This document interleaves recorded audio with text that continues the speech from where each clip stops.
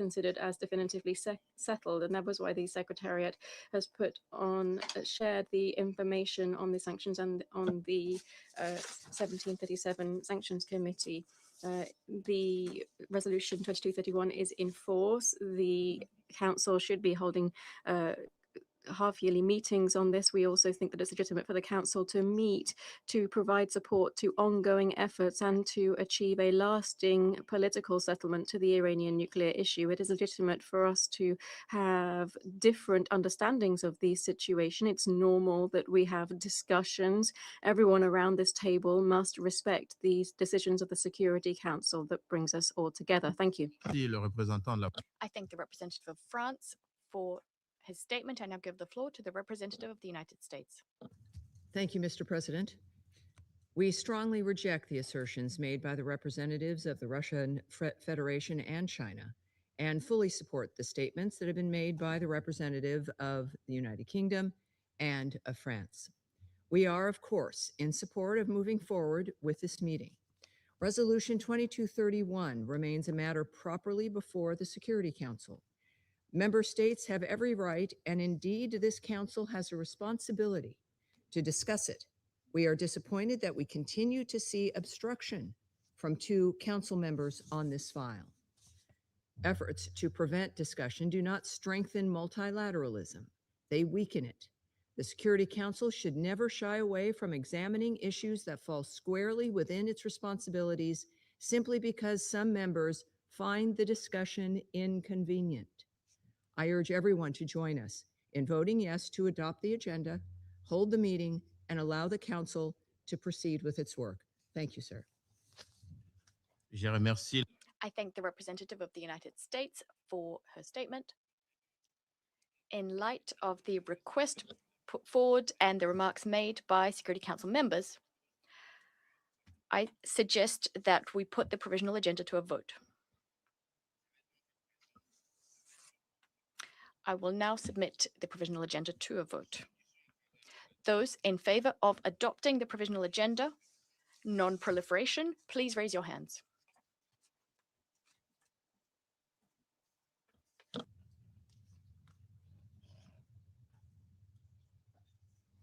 Ceux qui sont contre. Against? Y a-t-il des abstentions? Any abstentions?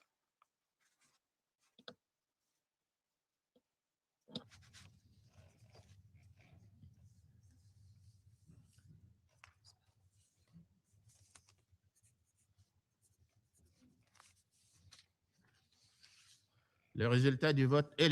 The outcome of the vote is as follows. 11 in favor, 2 against, 2 abstentions.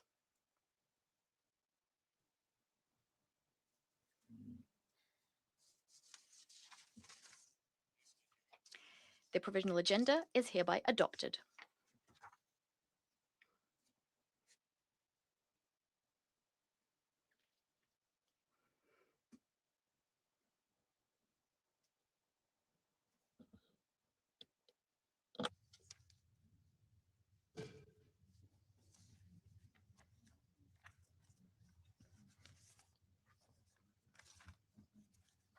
C'est pas grave, je peux parler en anglais. C'est juste pour ça.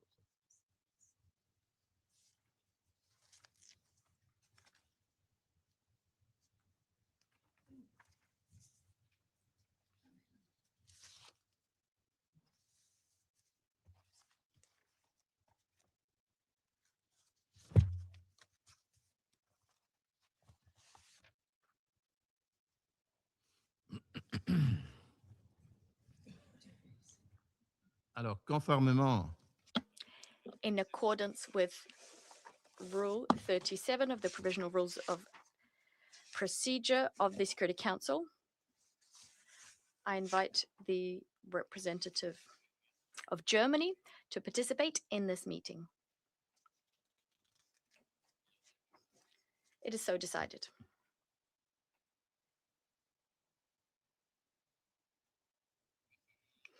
In accordance with Rule 39 of the Council's Provisional Rules of Procedure,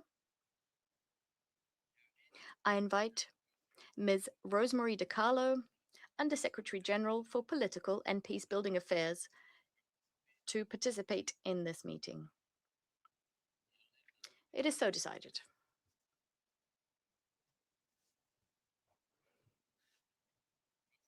In accordance with Rule 39 of the Council's Provisional Rules of Procedure, I also invite His Excellency, Mr. Stavros Lambrinidis, head of the delegation of the European Union to the United Nations, to participate in this meeting. It is so decided.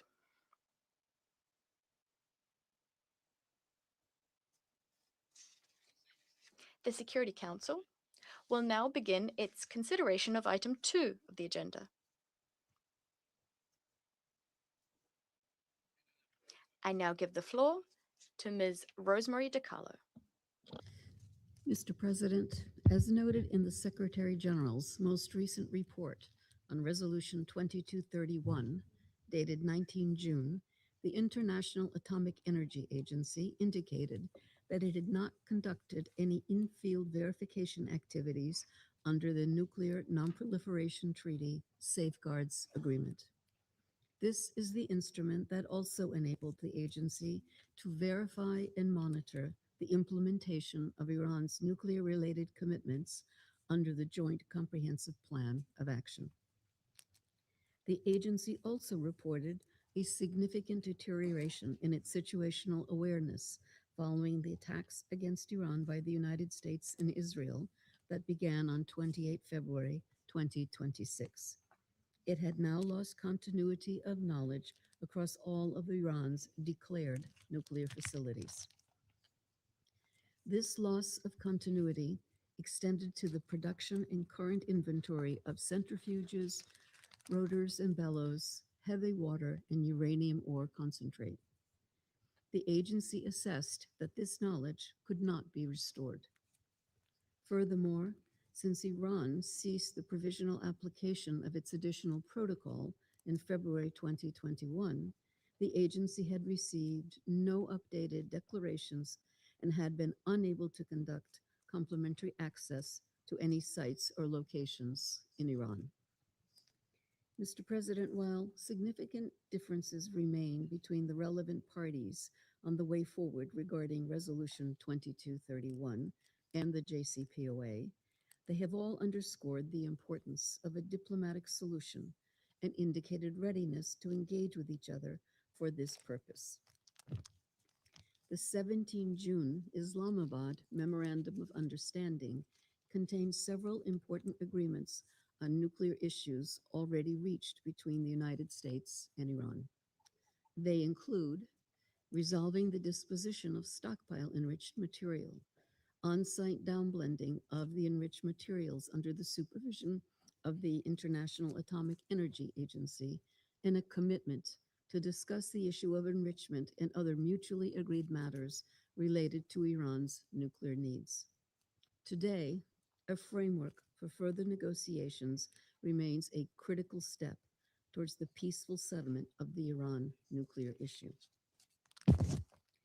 The Secretary General calls on all parties to engage constructively and in good faith to achieve a peaceful, comprehensive, and durable resolution of the Iran nuclear issue consistent with the objectives of Resolution 2231 and the broader goal of strengthening international peace and security. And the United Nations stands ready to support these efforts. Thank you, Mr. President. Je remercie Madame DiCarlo. I thank Ms. DiCarlo for her briefing. I now give the floor to those council members who wish to make statements. I give the floor to the representative of France. Président. Thank you, Mr. President.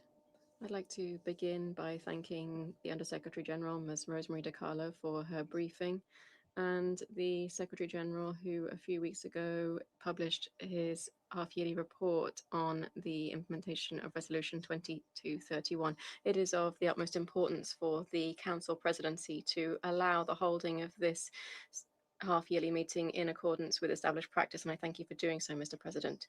Since June 2025, The Iranian nuclear issue has given rise to an acute crisis that is seriously affecting international peace and security. The origin of this crisis is the conduct of Iran, which has persistently violated its commitment under the Joint Comprehensive Plan of Action, the JCPOA. In this context, Iran has accumulated more than 400 kilograms of highly enriched uranium, enriched up to 60%, which is an amount sufficient to produce around 10 nuclear explosive devices. Iran is the only non-nuclear weapon state to have accumulated such a quantity of enriched uranium. The IAEA has lost continuity of knowledge regarding this material as Iran has ceased granting access to IAEA inspectors. The Board of Governors of the IAEA has found Iran to be in breach of its Comprehensive Safeguards Agreement in June 2025. On the 17th of June this year, a memorandum of understanding was signed between the US and Iran to bring an end to nearly 4 months of open conflict. This memorandum is a first positive step which provides for a cessation of hostilities, the reopening of the Strait of Hormuz to free passage of shipping, and the launch of negotiations which within 60 days should result in a robust non-proliferation agreement, which is an essential precondition for the lifting of sanctions. We note, however, that despite Pakistan and Qatar's good offices, we thank them for those, and despite the intensive discussions, Iran has violated its commitments under the memorandum. Iran has not brought an end to its attacks against vessels in the Strait, which it was obliged to provide freedom of passage to. In the last few days, it has carried out further unacceptable attacks on the Kingdom of Bahrain, Kuwait, Qatar, and Jordan, causing the destruction of civilian infrastructure. France condemns these strikes in the strongest possible terms, and we reaffirm our unwavering commitment to the security, sovereignty, and territorial integrity of all our partners in the Middle East. Iran is responsible for the current situation. Through these new attacks, it has triggered a cycle of reprisals that should come to an end without delay, which are jeopardizing the conclusion of the 60-day time frame under the memorandum for a final agreement. To come out of the current deadlock, it's essential for the current escalation to cease and for Iran to fully comply with its commitments. This should lead the negotiations to a successful conclusion, which should guarantee that Iran will no longer threaten regional and international peace and security. First, concluding a lasting agreement providing that Iran will never acquire a nuclear weapon remains a priority. France supports the detailed negotiations underway with the United States on the nuclear issue. Only the conclusion and implementation of such an agreement will make it possible at the right time to consider the lifting of Security Council sanctions. In parallel with these negotiations, Iran must urgently return to full compliance with its safeguards obligations. In this regard, it must in particular provide the International Atomic Energy Agency with access and information necessary to verify the status of its stockpile of 60% enriched uranium. Let me recall that the snapback procedure was completed last September as a result of Iran's violations of its commitments under the JCPOA. Resolution 2231 remains in force, and the Iranian nuclear issue remains on the Council's agenda. Iran, in this context, is under an obligation to suspend all enrichment and reprocessing activities. Second, Iran must guarantee the unconditional reopening of the Strait of Hormuz, which must be open and unrestricted in accordance with the law of the sea. The recent strikes on commercial vessels in Omani territorial waters are unacceptable.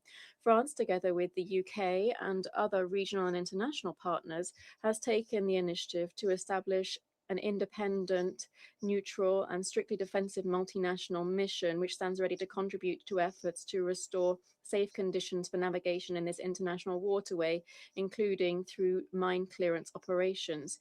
The involvement of a third party is essential to restore the freedom of navigation without delay, to facilitate the evacuation of seafarers and vessels, and to rebuild trust within the maritime industry on a lasting basis. This must be carried out in accordance with the framework of the law of the sea, and we will firmly oppose any arrangement that fails to comply with it. Third, Iran must put an end to its destabilizing activities against states in the region. This, firstly, means cutting off all support for non state armed groups, including Hamas in Gaza, Hezbollah in Lebanon, the Houthis in Yemen, radical militias in Iraq and in Syria, and secondly, bringing an end to its ballistic missile attacks. Mr. President, only the conclusion and implementation of a robust non-proliferation agreement will make it possible to consider the lifting of the relevant Security Council sanctions and lasting de-escalation in the region. We will continue to work with all of our partners to contribute to efforts aimed at achieving a durable diplomatic solution that will guarantee that Iran will never acquire a nuclear weapon. Thank you. Je remercie le représentant. I thank the representative of France for his statement. I now give the floor to the representative of Latvia. Thank you, Mr. President. I thank the DRC presidency for convening this regular meeting on the report of the Secretary General on the implementation of Resolution 2231. I also thank Undersecretary General Di Carlo for her valuable contribution, and I welcome the participation of the representatives of Germany and the European Union. Mr. President, while we sincerely welcome the signing of the Memorandum of Understanding between the United States and Iran, it must now be comprehensively implemented. The recent bouts of repeated escalation are unacceptable. Cessation of hostilities is crucial for the region and global stability. Iran must cease any and all threats and attacks against both the Gulf states and maritime vessels. It is imperative that free and safe passage in the Strait of Hormuz is fully restored. We reiterate the importance of diplomacy and dialogue and support much-needed negotiations regarding further elements, key among them the issue of the Iranian nuclear program. While we wish for continued diplomatic engagement and successful future talks, the legal reality so far has not changed. The UN sanctions against Iran remain in force. They reflect international law, and all UN member states, including the members of this council, are obliged to respect and implement them. We therefore appreciate the 21st report of the Secretary General on the implementation of Security Council Resolution 2231, which cites the latest report of the IAEA of 4th June. The situation remains precarious. The agency has not been able to conduct any in-field verification activities at the affected facilities, despite the binding safeguards agreement, and effectively has lost the continuity of knowledge of the most important aspects of the Iranian nuclear program, including its nuclear material and nuclear-related activities at undeclared locations. Mr. President, recent events show that Iran continues to disregard international law.